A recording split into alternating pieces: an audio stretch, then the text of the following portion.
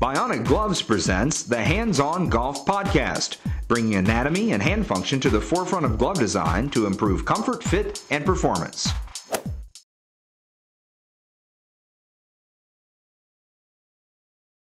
Welcome everyone to this edition of the Hands-On Golf Podcast. My name is Chaz Rowe. I am your host, and I've got a video email and an email here from Larry from Memphis, Tennessee. And let's watch Larry's request for this podcast right now. Hi, my name is Larry Waters. I've got a question about impact.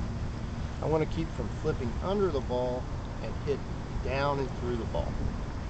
That's my question for today. Larry, excellent question.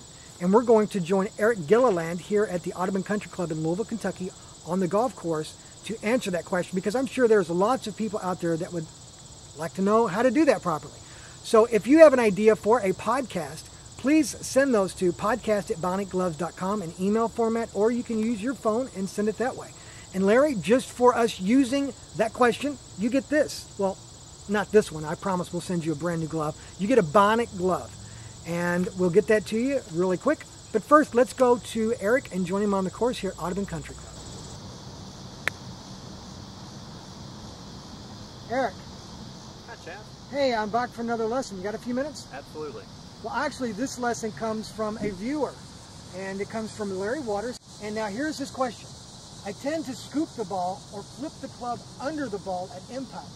How do I learn to hit down on the ball for a more solid ball striking? Larry, that's a terrific question. Most players I work with, particularly beginners, really struggle with that concept.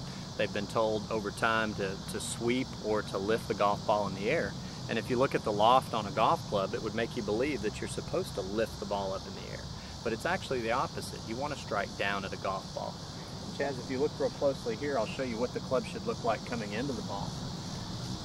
What we want to do as the club comes back to the ball in the through swing is have the hands lead the club head. You can see the shaft angle here showing the handle leading the club head. We want it to come into the ball where it strikes the ball and then the ground.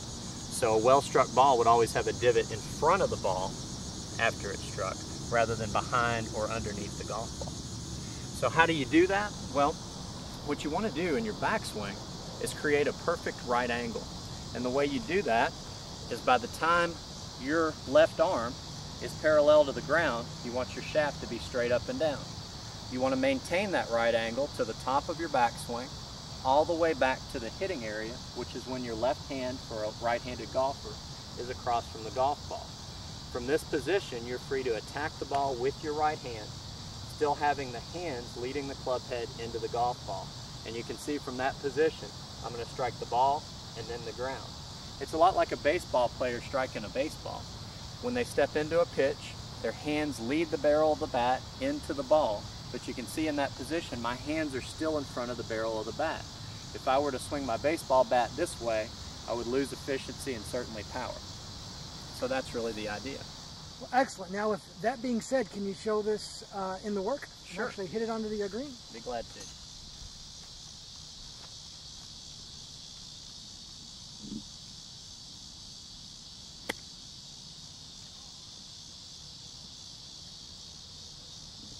Eric, thank you for your help today, of course, as usual.